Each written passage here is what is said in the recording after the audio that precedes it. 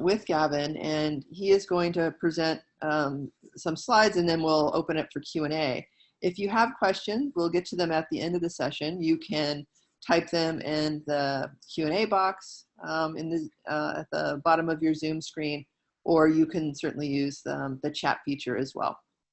So let me introduce Gavin. Gavin Razi is a data scientist and a former journalist from New Jersey. He holds an MS in data science and strategic analytics from Stockton University. He focuses his data science work on the public sector and civic technology. He's affiliated with the Rutgers Urban and Civic Informations Lab at the Edward Bloustein School of Planning and Public Policy, where he researches the applications of big data analytics and emerging technologies, study the development of smart, sustainable, and socially just cities. He previously developed a statewide interactive data collection for New Jersey's State Freedom of Information Law, the Open Public Records Act, and has testified in court as an expert witness in cases regarding the disclosure of digital data held by government agencies. So we're very excited to have Gavin here. For those of us who have worked in the field, we know how frustrating it can be to access public data, and Gavin has a lot of experience in doing that. So without further ado, I'm going to turn it over to Gavin. Well, good afternoon, everybody, and thank you, Jules, Eliza, and the team at the Drug Policy Alliance for having me today. It really is a pleasure, and access to information really is essential, either through civic engagement in our democracy or for supporting research, because it really is all about data. So this webinar today is about freedom of information laws. Freedom of information laws are essential. They are existing in all 50 states of the United States. Each state has some sort of a state freedom of information law. They are typically modeled after the federal Freedom of Information Act that applies to federal agencies. And they really are a powerful tool for research, as we're going to see today. But they're not utilized to the extent that they should be. There was a 2001 study that found that just 1% of all federal FOIA requests were made by scholars and researchers. So here we have this wonderful untapped resource of data held by government agencies that's not being put to its full potential use. Hopefully we're going to get that number above 1% after this webinar. So what can you obtain with FOIA laws? Traditionally, they've been applied to government documents, government records, papers, bills, budgets, employee records, pension data. There is a very broad array of information that you can obtain from this. Now, as technology has marched along over the years and become more prevalent throughout government and the private sector, we have seen the definition of government records shift from books and pages and papers to structured data, data that governments hold in their databases. They warehouse voluminous amounts of information, whether you're looking at law enforcement, state agencies, regulatory bodies. A large part of these agencies and their regulatory responsibilities falls on data maintenance and data collection. And this is a really great resource. Now, freedom of information laws require an individual to submit a request in accordance with whatever the statutory provisions of that law may be. This webinar is not going to exhaustively cover all of the legislative differences between the states. However, I would encourage everybody to take a look at the website maintained by the National Freedom of Information Coalition. They maintain a list of each state's freedom of information law and some of the pertinent provisions. But typically, across all freedom of information laws, the broad trend is that you have to specify what you're looking for in writing, and it's good to be as precise as possible. Usually requests can be denied if you're overly broad. For example, I'm based out of New Jersey, so I'm very familiar with New Jersey's Open Public Records Act. If you were to submit a request in New Jersey saying that you want any and all of something, you're most likely going to get knocked back as being overly broad. And the same can be said in other states as well. Across the states, there are some very key policy differences. For example, some states might require you to demonstrate proof that you are a resident of that particular state, and they will not honor freedom of information requests from out-of-state residents. So that adds another layer of complexity for researchers that are looking to do national level freedom of information research. And there's other complexities. You know, agencies sometimes will get nitpicky and specify that they want you to use their particular form for submitting all requests. And even if you otherwise meet all the other statutory requirements, they still might not honor your request. And others are a little bit more liberal and permissive in terms of the time, place, and manner in which you can submit public records requests. So we have a lot going on here at the policy level. In addition to submitting requests on your own and going through that process, I want to draw everybody's attention to the concept of proactive disclosure. This is something that's starting to gain more ground over the years, especially as requests become more voluminous. But there are some agencies, mainly at the federal level, where they will proactively disclose their responses to freedom of information requests. And this can take a number of forms. We can see things from these interactive reading room websites where you can enter in specific search terms or search date ranges, all the way down to their most basic level where they might just publish a PDF file or an Excel spreadsheet showing a basic log of who made a request, what they requested, and what the disposition of that request is. Again, you know, this is something that is less common on the local level. On the local or municipal level, you might be lucky if you get a basic spreadsheet of this type of information. Whereas, you know, you have some instances where we have by state agencies such as the Port Authority of New York and New Jersey, whereas they will post both the content of what the request was, the documents that were released, and the final disposition of the same. There was a paper published in the journal Government Information Quarterly by Lisa DeLuca called Searching FOIA Libraries for Government Information. And I would direct everybody's attention to the supplementary Excel spreadsheet included in that paper that has a very detailed listing of some of these FOIA libraries that you can search for government information. So this serves two benefits. The first benefit is it might save you from having to go through the effort of making a request in the first place. Somebody else might have already requested the information that you were after. And as a researcher, it gives you another tool in the toolboxes of allowing you to see the specific language that an individual might have used to request information. Because as I said earlier, it's almost like a chess game. You really need to be precise in the wording of your requests in order to ensure that you're meeting all of those statutory requirements. Because if not, government agencies, they are a creature of laws after all. If they can find a way of boxing your request into one of those exemptions or not meeting those requirements, oftentimes you are going to see custodians denying your request and not accommodating it. So next, I want to give our audience a basic overview of some of my past work with freedom of information. As Jules mentioned in the beginning, I do most of my work focused on the public sector here in New Jersey. But what I did in my prior career as a journalist, I found myself doing quite a bit of investigative work. And I was doing Freedom of Information and Open Public Records Act requests the old school way, you know, directly via email, on paper forms, or, you know, even in fax. You know, there are a lot of government agencies that unfortunately still won't let go of fax machines, even though they have been superseded by more modern technology. So what I did in New Jersey, I built a platform called oprahmachine.com. OPRA is New Jersey State Freedom of Information Law. It stands for the Open Public Records Act. It's been on the books here for about 20 years or so now, and we really haven't seen much in the way of changes to it in that time period. And what I did is using open source software that was originally deployed in Europe. I was actually the first to bring this software to the United States, and we deployed it to create a statewide database of public agencies. And it's an interactive website that facilitates the submission of public records requests.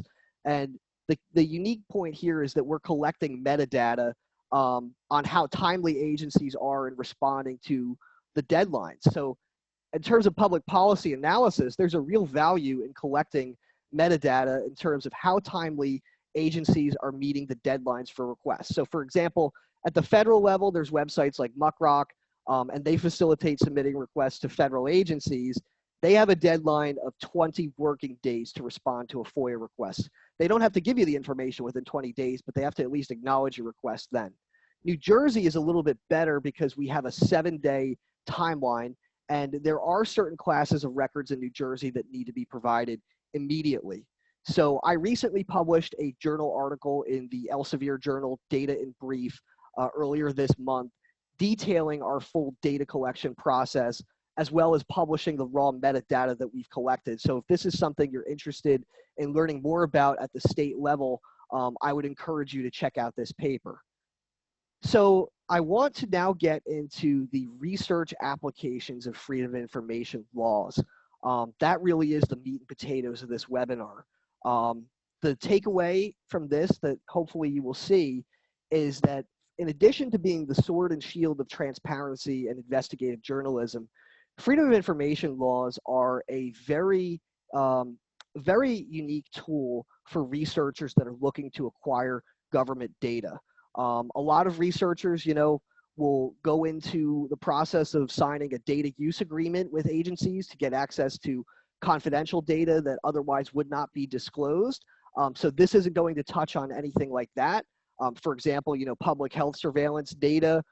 I've signed data use agreements to get access to stuff like that for my current work at Rutgers. But anything that you would get under a freedom of information law is typically going to be applicant blind. So that concept means you, I, or anybody else could file the same request for records, and ideally, we would get an identical response. We will see in practice, it doesn't always work out that way, but that is the public policy framework that we should be operating under. So I want to cover a few interesting examples of the research potential of FOIA laws to maybe give you some ideas how you can incorporate this tool in your own research. So our first example is a study involving whether political donors had better access to government. And what this research entailed was these individuals, they submitted a batch of public records requests to local governments in multiple states, and they did somewhat of an A/B test. Some of the requests appeared to come from engaged citizens interested in the machinations of their local governments, and others were made to appear as if they were coming from politically connected individuals, or donors. And this study was published in the Journal of Behavioral Public Administration. And this particular study actually found that there was no significant difference in the responses that they received. So for individuals that are looking to study public administration, the operations and effectiveness of state and local government, what freedom of information laws allow you to do is submit the same or slightly varied requests to multiple public agencies to test whatever that difference might be. The difference could be how timely they respond, again, keeping in mind legislative differences between the states in terms of the parameters for responses, but also if you wanted to measure a particular variable across those different jurisdictions to see what kind of differences might exist. So that was interesting. In New Jersey, and this is something that might be more directly related to the work of the Drug Policy Alliance and other drug researchers, we recently had our state government roll out a fully computerized system for tracking law enforcement deployments of Narcan within New Jersey. I have followed this since the beginning. In 2017 and 2018, when I first started collaborating with some other folks working in the field, we actually worked with them and their students to request paper copies of the reports that law enforcement agencies were required to file. So it used to be an old school paper form that a police department would fill out with pertinent data whenever they administered Narcan to an individual that was suffering from an opioid overdose. Those forms were typically maintained at the county prosecutor's office level, and then they were forwarded up to the attorney general's office. Starting last year, we've seen them move to a new system where instead of having this cumbersome process of processing this paperwork, manually entering it into a database, and going through that process, the New Jersey State Police Drug Monitoring Office, which is based out of Trenton, they rolled out a fully electronic computerized system. The benefit of that to law enforcement agencies is that it saves them that work, and the benefit to the research community is that this data is now available. But you have to know how to ask for it. They're not just proactively publishing this on their website. So I was actually able to make contact with the individuals in that office. They were very accommodating. Typically I've had a lot of negative experiences with trying to get transparency from law enforcement agencies, but I was pleasantly surprised with how proactive they were in terms of working with the transparency and research community. And I was able to obtain a CSV spreadsheet containing anonymized details on every single overdose incident that had a law enforcement Narcan deployment in New Jersey for the year 2019. And what we see here in this slide is a basic map that I made showing some of these regions where we had a large amount of overdose activity. I am continuing this research. I am running some statistical analysis to link this with census and demographic data to see what are the overarching trends in New Jersey as far as opioid overdoses. But again, this gets us back to that concept of the definition of public records and freedom of information is evolving with the march of technology, because now instead of just what would have been a literal interpretation of the law for books and documents and pages, we're now getting access to the raw data that's maintained within government databases and computer systems. Similarly, this takes us to the issue of police use of force. As we have seen from many of the demonstrations that took place in cities throughout the US over the summer and other recent incidents, police use of force is a significant incident that's going to be studied further by researchers to try to explain what's going on in the United States. One case study where freedom of information laws were the direct result of allowing this research to take place happened in New Jersey. So in New Jersey, a few years ago, NJ.com and the Star Ledger, they had a team of journalists that submitted hundreds of public records requests to New Jersey state and local law enforcement agencies to get use of force reports. So in New Jersey, our law enforcement agencies, every time a cop beats, kicks, shoves, any sort of compliance hold on a suspect, they are required to fill out these police use of force reports that are filed with their local police departments. And there is some oversight of this at the county prosecutor's office level, but state oversight of this has been lacking. I do understand that our attorney general in New Jersey, in response to this reporting, is looking at creating a new monitoring system similar to the one we covered for Narcan deployments. But what they did in this instance, this is a lot more of a cumbersome process because it would involve managing quite a bit of public records requests and then ultimately manually entering this data into a database. What this team of journalists did is they requested 5 years worth of these reports from every single police department in the state. And all of these fields here that we see on this sample form here, they were able to enter into a database. So what's the value of that is now we have structured data from what would have just been paper documents sitting in a filing cabinet somewhere. And this structured data allows us to examine the racial disparities in terms of the individuals that are getting arrested and having force used on them. It also allows us to introduce a degree of police accountability because the names of these officers are on these reports. And we're able to see, is there a statistically significant deviation between police departments in regions of the state or even individual officers within those departments in terms of their use of force. And what's great about their work is they partnered with ProPublica that does a lot of really great in-depth public interest reporting. They partnered with ProPublica to make the data available for purchase through them. So if you're interested in looking into police use of force, this is something you can try and replicate in your own communities. I will qualify this by stating that because of the legislative differences between various jurisdictions in the states, you may not necessarily be able to get this data elsewhere. I'll give you an example. In New Jersey, while we are making progress largely through court decisions that have been litigated in terms of expanding the public's right to access this data, there are still some major gaps in coverage. The biggest one being police internal affairs incidents. Anything really pertaining to specific adjudications of internal affairs complaints, aside from aggregate statistics and summary reports released by New Jersey police departments, is almost entirely going to be off limits.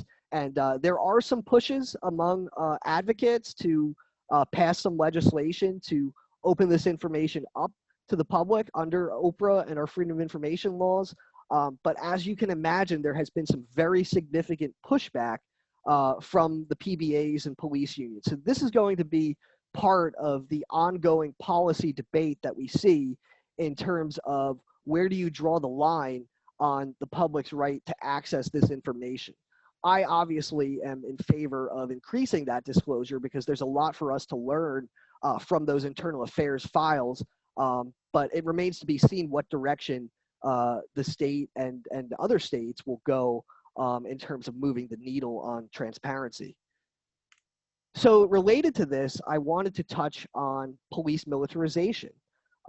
There has been a lot of interest in some of my work with the Department of Defense 1033 program.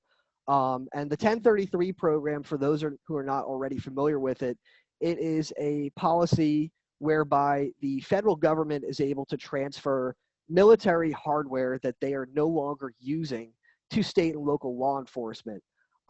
It is something that critics have alleged has started to get out of control over the years. You know, as we've seen with some of these larger demonstrations and protests, you see police officers holding assault rifles, armored personnel carriers, you know, all these tools that really are seen as weapons of war making their way into the hands of local law enforcement. So I did create a dashboard called 1033 Watch where I'm taking some of the data that's proactively disclosed, and it's not proactively disclosed as it is under FOIA for other federal agencies, but rather Congress included in their enabling legislation for this program a specific statutory requirement that they make this data available on a quarterly basis. So as it relates to freedom of information laws, one thing that can help us fill in the gaps in terms of what, when, how, and why this equipment is being used by local law enforcement is freedom of information requests. So whereas the federal data will tell you one side of the story and give you an accurate estimate of to what extent police departments are becoming militarized, there's other questions that you can answer through FOIA requests. You can ask for, say, emails from the police chief regarding keywords such as the names of those weapons or equipment to get an idea if there's specific uses they had in mind. You can also request police department standard operating policies and procedures, which are almost never published proactively on police department websites, and also the underlying incident reports. Again, there is a wide variance in terms of police departments and the records management systems that they're using and the extent to which those are open to the public. But again, you know, it's food for thought. We can certainly use these freedom of information laws to pierce the veil of secrecy surrounding our public safety agencies and the decisions that they make, with police militarization being another key part of that story. In addition to that, the elephant in the room here and anywhere is the COVID-19 pandemic that we currently find ourselves in.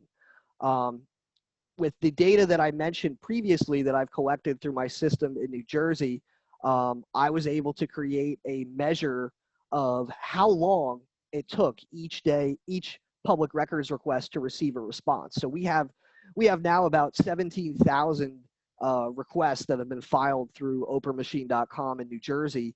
And by using that metadata that we've collected, I'm able to create a measure for each one of those requests in terms of the exact number of days it took for an individual to receive a response. So as a part of some of my ongoing research on my own, I'm applying a machine learning algorithm to this time series data set that we created to show how some of these policy changes that we enacted in response to COVID-19 have impacted the accessibility of government information to the public and researchers. And I mention this because we had some very key policy changes that came about in New Jersey at the federal level and elsewhere as a result of the new normal that we now find ourselves in.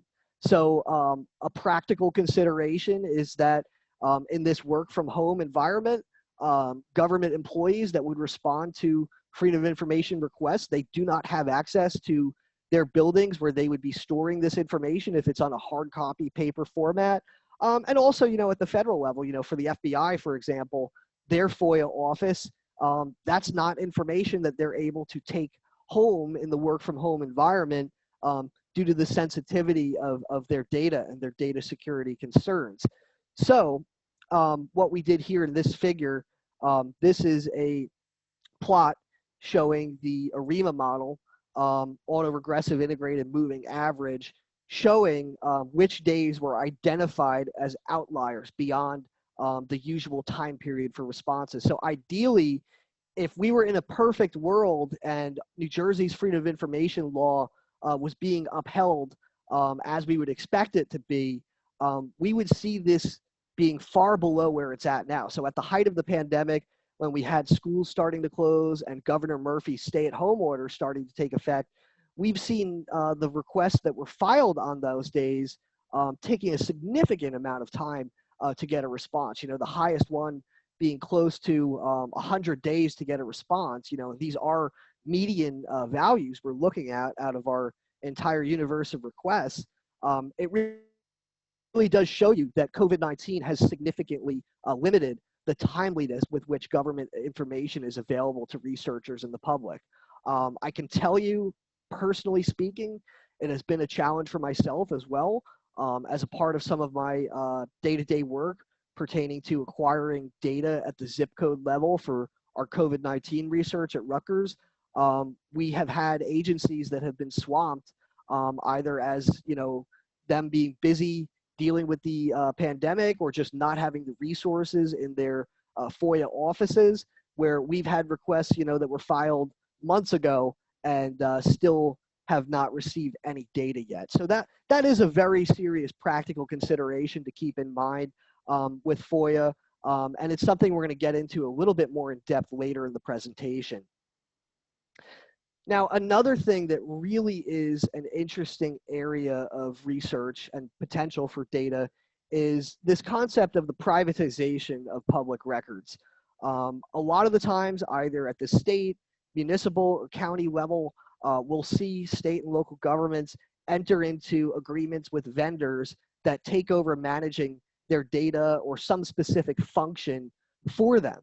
And again, I'm going to caution everybody that you may not be able to replicate these results in every single jurisdiction, because this is something that's very sensitive to the specific construction of individual freedom of information laws. But generally speaking, if a vendor is hired to maintain a database or run some sort of an app on behalf of a public entity, because that is still an instrumentality of the government, it does fall within the reach of those freedom of information laws. So we're actually going to work through a few of those examples to give you an idea. So one area that has been of particular interest to me is the computer-aided dispatch systems that police, fire, and other first responder agencies use. And these databases hold a vast amount of information. You could request something like a printout of every single police response to a particular address. I've seen other requests where individuals have asked police departments to provide a search from their CAD database of every time a specific keyword was matched. So there really is quite a bit of potential here. But there's one app in particular that caught my attention in my home county of Ocean County, New Jersey. It was adopted by our sheriff's department called Active 911. And Active 911 is an app where departments can pay them a set amount of fee per year, and it takes the feed in from their proprietary CAD database, and it sends notifications to iPhone and Android smartphones, and it allows responders to coordinate their responses. And with me being a data scientist by trade, I looked at the source code of their website. I looked through all their technical documentation, and I was able to see that they had a feature that allowed the administrator of this app to click one button and export all of this rich machine readable data that would be great for research. So using this, I was able to get very granular public safety data on just about every 911 call in my county that showed the latitude and longitude of the incident, a general description of the incident, and the date and time of it. So if you wanted to do some sort of a geospatial modeling, using a GIS system, or to link this with data at the census tract level or another geography, it really gives you a powerful tool. Even in the context of urban planning and city design, some of the data that I was able to look at with this included detailed counts and locations and times of where car accidents and other incidents were occurring within Ocean County. So if you were looking at in terms of creating better traffic designs, the data that you could obtain with Freedom of Information requests is often going to be far more current than any of the stuff that's being proactively published by transit agencies on their website. Case in point, again, being New Jersey, because that's where I'm from and most familiar with. New Jersey maintains a website called data.nj.gov, where they publish traffic count detector data, traffic incident data. And when I last checked, the car accident data was last updated in 2018. So if you rely on those proactive sources, oftentimes you're going to be dealing with a significant time lag. So another value proposition of incorporating freedom of information laws into your research is this ability to get far more granular and more recent data that you can incorporate in whatever particular domain that you're researching. Another example is an app called Reportit. I'm here right now in the city of New Brunswick, New Jersey, and that's where this example came from. So the city of New Brunswick has a contract with this vendor that allows citizens within New Brunswick to download this app on their phone, and it records their location when they're reporting an incident. They can attach a photo to their incident report, so it could be everything. It could be everything from, hey, the traffic light is out on Livingston Avenue. Can you fix it? And there's a record of that maintained in their database of what city department received it, how they addressed the request, the time and location of it, very similar to what we covered in Active 911. And typically, what we've seen with this in the context of urban informatics research, there's some cities that will adopt open standards. There's one called Open 311, for example, that's commonly adapted. For example, in New York City, they're very proactive in publishing this information. A lot of these smaller cities and municipalities, particularly in New Jersey, they are not proactive with publishing this information, but yet there is still value from a research and even a journalism perspective of getting these data exports. And all it really takes is submitting a request, asking for it in the right way. And if you want to see the example of this data, there's a local journalist here in New Brunswick, Charlie Cradaville, who actually first requested this information. And you can view his request and the data that was released in response to it on oprahmachine.com. So you could just type in Reportit, and you can see the particular language he used to get this data, as well as that resulting data. So again, there is a world of information that can be mined from our government agencies. And a big part of that conversation is these privatized databases and systems that they are adopting. Maybe some individuals would like to keep this in a walled garden and away from researchers, but it really is something that I would encourage you to take a look at in your communities if there is a particular question in your research that you think this information can help address. So these laws are great, but they're not perfect.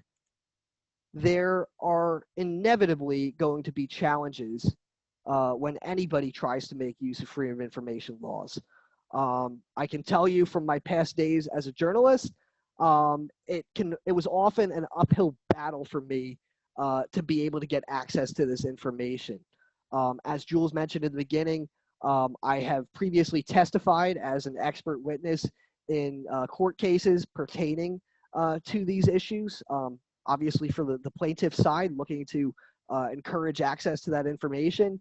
And I can tell you, I think part of the problem is cultural.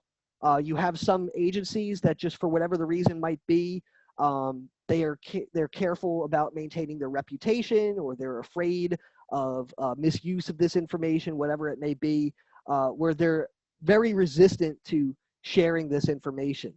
In addition to that, I've seen some agencies, where either they do not have adequate resources and staffing in terms of their compliance efforts for these laws, or they just don't want to comply, which is the cynical view. So, every single freedom of information law has exemptions from disclosure. For example, both at the federal level for FOIA and at the state level in New Jersey, the courts and judicial branch are exempted completely.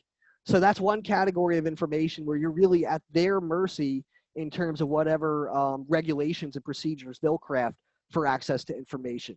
The big thing that's widely criticized at the federal level outside of FOIA is the PACER database that's used to get access to federal court records and court databases. And there's actually an ongoing class action lawsuit against them for the fees that they charge. For example, they charge, it's something like 10 cents a page for an electronic PDF file. And legally, they're only really allowed to charge the actual cost that it costs for them to maintain this service. And, having been somebody that's developed multiple cyber infrastructure projects and, also with common sense, I can tell you that it does not cost 10 cents a page to host PDF files on a website. So you just get into some very ridiculous things like that. In addition to that, when you're doing freedom of information requests, a lot of the times you'll get a response where they won't outright deny your request, but they'll come back and they'll say, we want you to pay $1,000, or, there's been some journalists that got responses where they said, we want $14,000 for you to obtain these emails. And it really is something that's prohibitive. And again, the cynical view is if a records custodian really didn't want to fulfill a particular request, they might consider quoting one of these astronomically high special service charges in the hopes that maybe that requester might go away. And that's unfortunate. And that's something that I think will have to be addressed both through litigation and also through advocating for changes to these public policies. A lot of the times these laws can be seen of as somewhat of an afterthought.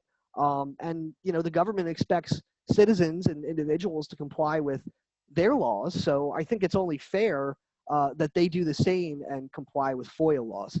And then the last, obviously, that we touched on before is delays to responses. This can be something that's particularly tricky because a lot of the times you could be at their mercy unless you're willing to call their bluff and litigate the denial. So there are a few options that you have for handling denied public records requests. Again, this is something that's going to vary widely across jurisdictions. So I would encourage you to take a look at the specific legislative framework of your particular state or locality if this is something you're interested in pursuing. But I found there's a few strategies generally that are effective. Sometimes it might be enough if you just informally push back, and if you're familiar with the law, you might be able to cite to that. For example, in New Jersey, the statute is NJSA 47:1A-1, and there's some stuff that you can quote in there in terms of the response timelines and all that good stuff. But if you don't have a legal background, that can be something that's particularly onerous to have to do. You're almost doing the job of a lawyer at that point. Additionally, a lot of freedom of information laws provide you the opportunity to administratively appeal the denial of that request. Usually there's a particular time frame that you have to follow. This can take several shapes and forms. So in some agencies, your appeal would go to whoever the head of that FOIA office might be, and you can state whatever your particular reason for seeking reconsideration might be. And another form that could take is the legislature of your state might have created some sort of a quasi-judicial tribunal where you can bring this complaint. And oftentimes these administrative tribunals, they'll follow very specific regulations and procedures that are typically spelled out in your state's Administrative Procedures Act, which has been called the fourth branch of government, administrative law. And it's almost similar to a court hearing, or there might not be a hearing at all. And you would fill out the form. Like in New Jersey, we have something called the Government Records Council, where individuals can file those complaints. It's free of charge. But as we'll see in the next slide, there's some really serious downsides of going down that route. And lastly, you always usually have the option to file a lawsuit, typically in your county or state superior court, to compel them to disclose the records. And that's usually where you would get lawyers involved. And there's another whole set of challenges with that.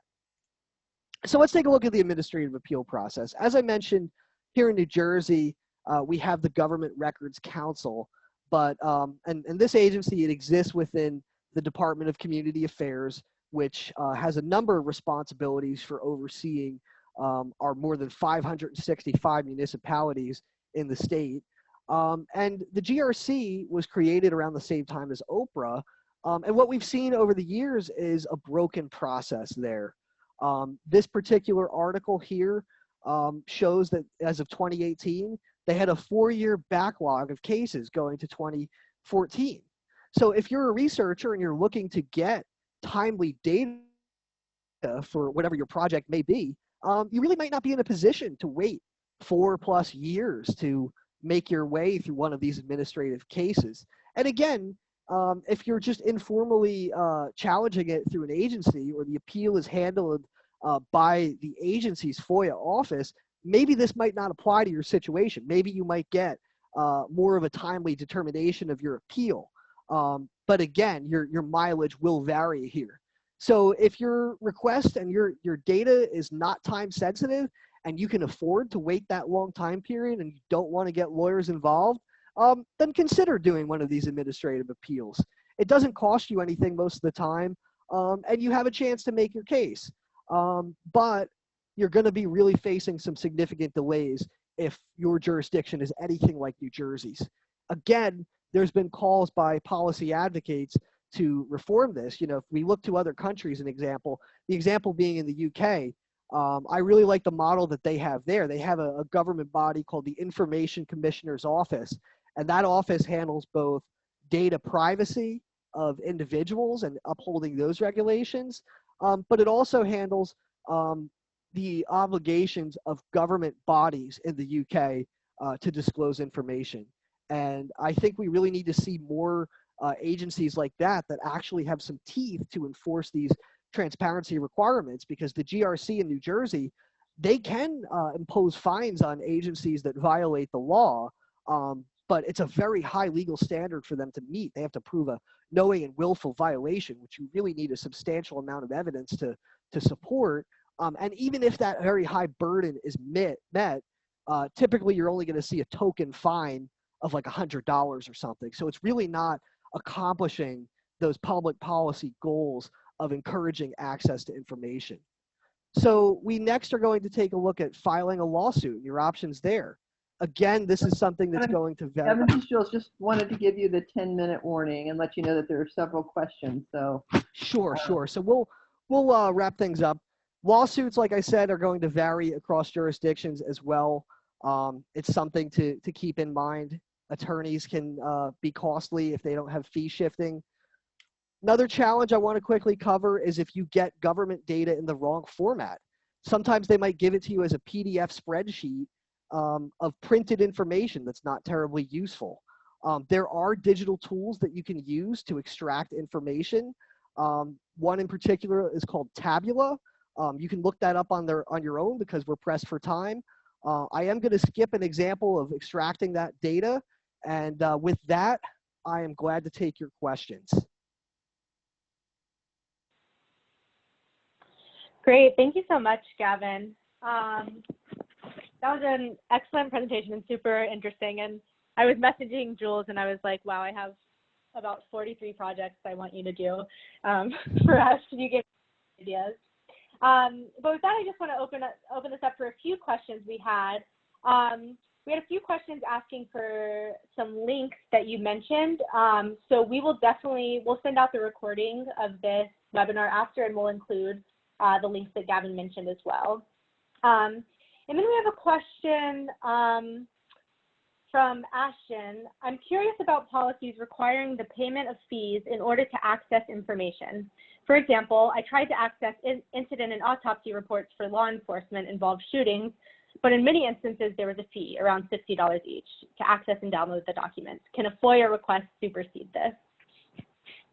So that's a great question. And again, this is something that's going to vary across the policy frameworks of states. So for example, at the federal level, you can include language in your request stating that the data is being used for non-commercial or academic purposes.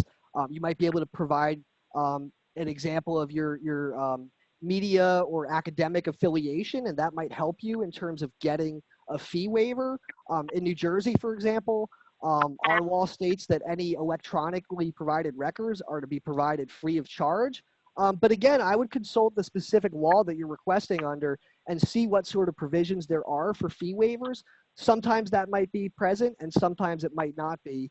But certainly any evidence that you can provide during the request process that you're a non-commercial requester would be in your favor for getting those fees waived.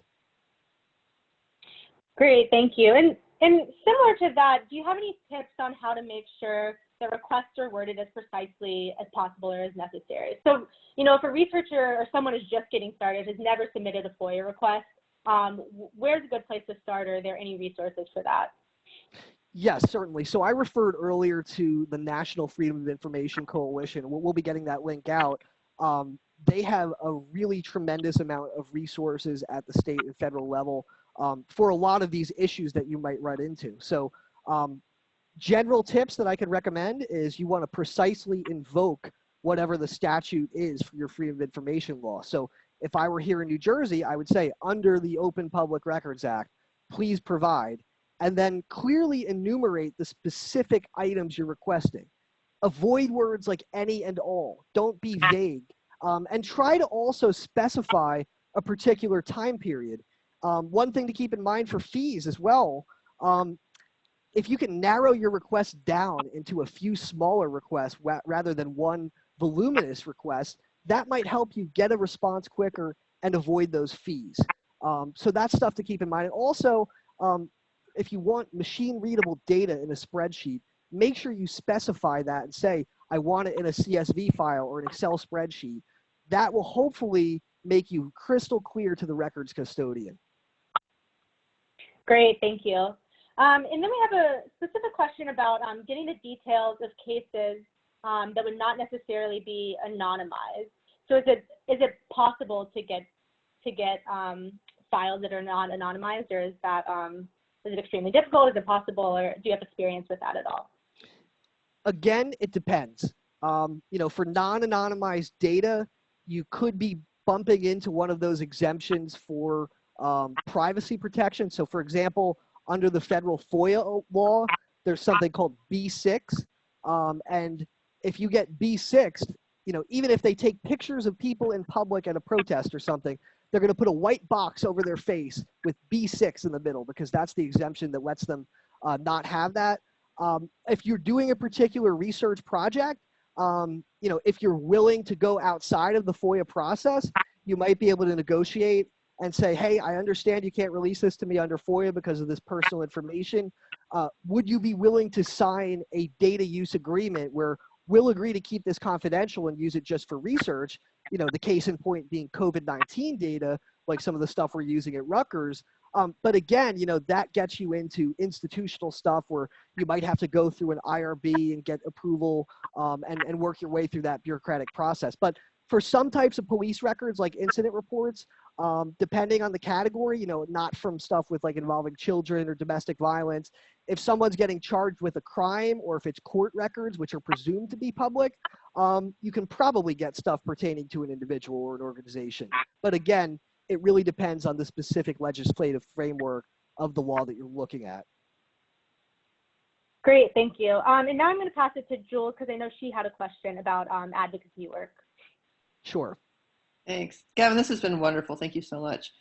As policy advocates, I'm interested in your perspective on, where's a good place for us to start in terms of improving laws around data access and data transparency. It's like, I feel a little overwhelmed by the mess that our public data are. So do you have any recommendations for a good place for advocates who want to improve data transparency and access to that? Absolutely. So a lot of the times we've seen coalitions form in states, between policy advocacy groups, academia, and other stakeholders. It really is an issue that we really need to be getting into our state legislatures more. I really don't think there's a lot of advocacy going on here. Certainly there's a lot of great advocates that are pushing this issue forward, but I don't think we have a critical mass just yet.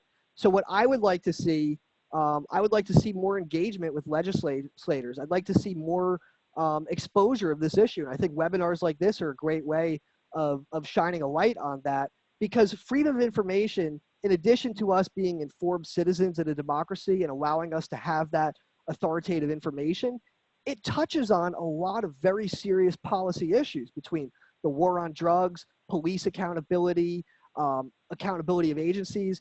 At the federal level, I can tell you it's been very problematic in the last 4 years, some of the changes that we've seen in terms of federal agencies. What they'll do is we have the Federal Freedom of Information Act, but you need to look into that fourth branch of government and the administrative rulemaking process to see if they're erecting barriers for the time, place, and manner of people submitting requests. Like the example being the FBI used to accept FOIA requests via email, via fax, all those direct ways. Now they require you to register an account on their special website to do that. It's just another obstacle for people getting information. So I think we should really look into forming coalitions between journalists, between researchers, between policy advocacy groups.